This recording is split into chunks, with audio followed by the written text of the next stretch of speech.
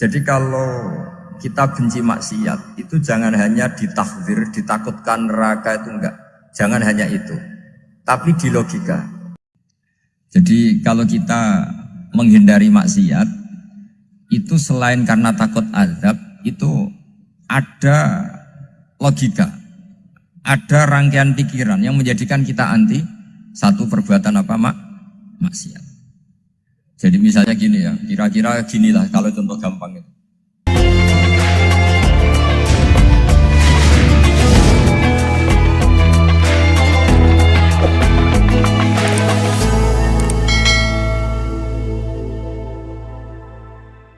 Qul bifadlillahi wa birahmati fabidzalika falyafrahu. Ajarkan Muhammad atau katakan Muhammad pada umatmu, sebaiknya atau seharusnya mereka hanya gembira dengan melihat fadlnya Allah dan rahmatnya Allah. Ini harus kita pahami mulai dari konstruksi yang paling pokok, yaitu akidah. Dua ahwal, ahwal itu satu perilaku sosial. Tiga mutammimat, sesuatu yang tidak pokok, tapi kita butuhkan dalam mengawal hidup ini. Saya beri contoh, orang itu sampai maksiat, itu karena cari kesenangan. Misalnya baru penat itu, ingin seneng, ada orang yang macam-macam lah, ingin melihat maksiat, apa itu pornografi, apa nyabu, apa macam-macam. Itu sebetulnya agama punya konsep yang luar biasa, yaitu seharusnya seseorang itu gembira dengan ketaatan. Lalu pertanyaannya caranya gembira gimana? Gembira itu mudah. Jadi misalnya kamu sujud sama Allah Subhanahu wa taala. Terus cara berpikir begini, ini sekaligus ijazah. Cara berpikir begini. Ya Allah, ini kata Sayyidina Ali, kafani izzan an akuna laka abdan wa kafani fakhron an takuna li robban. Ya Allah, betapa sialnya saya andaikan saya jadi budak dari makhluk yang sama. Misalnya sampean itu seorang kiai atau rektor atau doktor atau orang terpelajar, kemudian kamu jadi budak atau hamba dari makhluk yang setara. Betapa hinanya saya. Maka kata Sayyidina Ali, ya Allah, saya ini cukup bahagia, cukup bangga karena jadi budak, jadi hamba dari zat yang super atau yang maha super. Jadi kok Allah Subhanahu wa ta'ala. Sehingga ada kebahagiaan yang luar biasa karena menjadi hambanya Allah Subhanahu wa ta'ala. Setelah bangga dengan jadi hambanya Allah, maka kita akan malu. Malu misalnya kok saya bahagia itu nunggu melihat pornografi, melihat maksiat. Itu terus menjadi malu. Kenapa saya bisa didikte oleh hal-hal seremeh itu? Ya, kita malu karena didikte oleh hal-hal yang seremeh itu. Karena kita didikte oleh nafsu. Jadi izzatun nafsi, satu harga diri seseorang itu harus dihidupkan untuk hanya tunduk kepada Allah Subhanahu wa ta'ala. Sehingga Nabi itu melatih satu logika tarkul ma'asi. Nabi itu dulu ketika ada seorang pemuda yang ya karena mungkin pemuda ya, dia itu mau masuk Islam, tapi uniknya kata pemuda tadi, saya masuk Islam tapi asal dibolehkan bebas zina. Jadi ini agak sableng gitu. Jadi mau masuk Islam syaratnya dibolehkan apa? Zina atau free sex gitu. Karena orangnya agak hiper. Itu Nabi tidak langsung mengancam dengan neraka enggak. Ketika mau pamit gitu semua sahabat melarang. Mah itu jangan, kamu jangan suan Nabi. Itu permintaan yang enggak masuk akal kan. Setelah lama ditahan terjadi kegaduhan di masjid, Nabi dengar itu ada apa itu?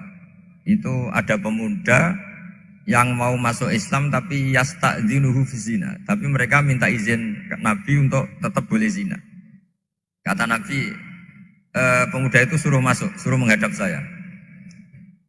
Ketika menghadap Nabi, saya ulang lagi, ketika menghadap Nabi, Nabi mengajarinya itu luar biasa. Nabi tidak langsung mengancam dengan neraka atau dengan azab itu enggak. Tapi kata Nabi, atuhibbuhu li ummik.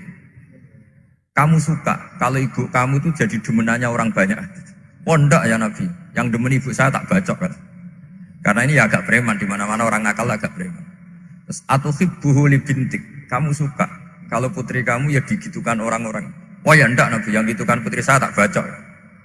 Atuhibbuhu li kholatik. Kamu suka kalau bule kamu digitukan. Atuhibbuhu li ammatik. Kamu suka kalau saudara bapak kamu digitukan. Nabi itu mengeset ya. Cara sekarang itu cuci otak mungkin. Nabi itu meluruskan otaknya anak muda itu betapa buruknya zina. Cara bahasa Arab ditakbih. Betapa buruknya zina. Kamu suka kalau korbannya ibu kamu, putri kamu, bude kamu, bule kamu. Sehingga orang itu matur ya hasbuka ya Rasulullah, ini sudah cukup. Saya tidak pernah melihat sesuatu seburuk zina. Jadi fa'al qawwa fi qalbihi bughda zina. Kemudian Allah meletakkan di hatinya, menanamkan benci zina. Sehingga akhirnya pemuda tadi menjadi iffah, menjadi menghindari zina. Artinya begini ya, ini mungkin yang lolos dari para kita sebagai dai, kita tidak belajar banyak tarbiyahnya Rasulullah Shallallahu Alaihi Wasallam. Jadi kalau kita benci maksiat itu jangan hanya ditahdzir, ditakutkan neraka itu enggak. Jangan hanya itu. Tapi di logika. Jadi kalau kita menghindari maksiat itu selain karena takut azab, itu ada logika. Ada rangkaian pikiran yang menjadikan kita anti satu perbuatan apa maksiat. Jadi misalnya gini ya, kira-kira ginilah kalau contoh gampang itu. Ada orang gitu ya, nyanyi dengan pakaian yang mungkin pornografi gitu. Mungkin pemuda-pemuda ingin melihat itu, tapi bisa diobati gini. Kok enak dekne mergawe kok tak bayar, ya aku kehilangan duit. Meskipun dengan logika yang agak serampangan, yang penting menjadi kita ini punya harga diri untuk tidak tergantung hal-hal seperti itu. Sehingga Nabi itu cara menggambarkan tadi mulai atuhibbuhu li ummik. Kamu suka kalau ibu kamu jadi demenannya orang lain. Pemuda tadi bilang yang demen ibu saya mau saya bunuh. Ditambah lagi atuhibbuhu li bintik. Bagaimana kalau korbannya putri kamu, bule kamu, bude kamu. Sehingga terus si pemuda tadi betapa buruknya zina. Betapa murahnya zina. Akhirnya pemuda tadi al-qawwa fi qalbi bughda zina. Terus kemudian pemuda tadi itu sangat membenci dengan apa? Berzina. Nah, pikiran-pikiran seperti ini harus kita tanamkan. Harus kita tanamkan supaya orang itu benci melakukan maksiat. Karena satu memang takut sukhtuwah, takut dibendu Allah atau dibenci Allah. Dua memang logika kita mengarahkan tidak maksiat. Nah ini yang terkait Unisula yang nangani kedokteran, nangani medis. Sesuatu yang dilarang Allah itu pasti madharat.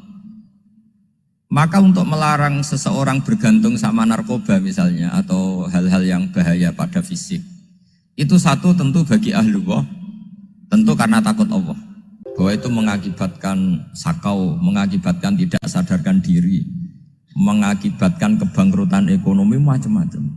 Sehingga mereka benar-benar benci sama yang namanya narkoba. Jadi di antara manhajul Quran itu kalau mentakbih, memburuk-burukkan maksiat itu mesti dikritik innahu kana fahisyah, innahu kana fahisyata wa makta wa sa'a sabila, innahu kana fahisyata wa sa'a sabila, diulang beberapa kali. Sehingga dibutuhkan kecakapan untuk menganggap satu hal yang buruk itu fahisyah, sesuatu yang enggak rasional, sesuatu yang tidak positif, sesuatu yang pasti berdampak negatif. Sehingga kalau misalnya tadi dibacakan oleh qari kuntum khaira ummatin ukhrijat linnasi ta'muruna bil ma'ruf wa tanhauna 'anil munkar. Untuk berhenti dari kemungkaran itu satu takbihun litil kal munkar atau litil kal munkarat, bahwa mungkarat itu kita cap, kita stigmasi bahwa itu buruk sekali. Seperti Nabi mengajarkan pemuda tadi, masa kamu suka ibu kamu digitukin lelaki lain, putri kamu, bule kamu, bude kamu, sehingga Orang ini pikirannya termindset betapa buruknya zina. Sama seperti kita sukses memindset betapa buruknya narkoba, betapa buruknya bahan-bahan terlarang. Begitu juga seterusnya, terus pengkhianat dan sebagainya. Tapi problem manusia adalah dia itu akan mencari kebahagiaan atau kesenangan sesaat. Maka caranya gimana? Keinginan senang lewat maksiat ini dilawan dengan nyaman dengan taat. Saya ulang lagi, nyaman dengan taat. Sehingga ulama dulu punya kalimatul munajat, artinya kalimat hubungan pribadi sama Allah yang menjadikan orang itu nyaman. Dan ini yang diajarkan kitab-kitab tasawuf. Kitab tasawuf itu sukses mengajarkan melihat alam raya ini semuanya nyaman, termasuk yang mengecewakan. Itu dianggap nyaman. Saya berkali-kali mengajarkan ilmu ini karena ini musalsal ila Rasulillah SAW. Itu pernah suatu saat Imam Ahmad itu dipanggil sama tetangganya, anak muda. Tentu Imam Ahmad ini orang yang sangat soleh, sangat waroi, sangat tunduk sama perintahnya Allah dan Rasul. Pemuda tadi manggil, ya Ahmad, datang ke rumah saya. Imam Ahmad datang. Setelah sampai ke pemuda tadi, sudah pulang lagi, saya tidak butuh kamu. Pulang lagi. Setelah sampai rumah dipanggil lagi, ya Ahmad, datang lagi. Datang lagi. Oh, saya tidak jadi butuh, pulang lagi. Sampai 3 kali. Dan itu perangai ekspresi Imam Ahmad itu atau ulama lain yang sesoleh beliau itu nyaman, indah. Beliau tetap senyum-senyum, nyaman itu.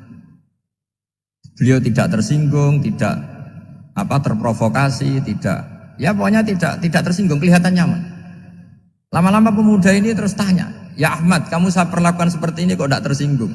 Kamu senyum-senyum saja, happy-happy saja. Jawabnya Imam Ahmad itu unik. Wahai pemuda, saya kamu panggil itu senang sekali. Karena kata Nabi, kalau kamu iman dengan Allah dan Rasul, maka hormatilah tetangga. Jadi saya senang. Karena nuruti perintah Allah untuk menghormati tetangga. Jadi tidak ada urusannya dengan kamu. Kagetnya kayak apa? Jadi dipanggil tetangga ya senang karena melakukan perintahnya Allah dan Rasul, yaitu ikramul jar, fal yukrim jarah. Disuruh pulang, kamu ingin saya pulang, ya saya pulang. Disuruh datang, ya saya datang. Jadi saya tidak tersinggung, saya tidak ada urusan dengan kamu. Urusan saya dengan Allah Subhanahu wa Ta'ala. Itu kalau bapak-bapak istrinya ngomel terus sabar itu ya bagus. Jadi cara melihat istri kita bawel gitu atau cerewet, alhamdulillah ini ada pahala tanpa modal, cukup sabar. Kalau istri kamu sedang mesra malah mintanya ke mall, malah biayanya tinggi. Murah mana dapat pahala dimarahin sama saat mesra minta ke mall? Milih yang pertama kan? Nah ya itu tidak usah modal itu.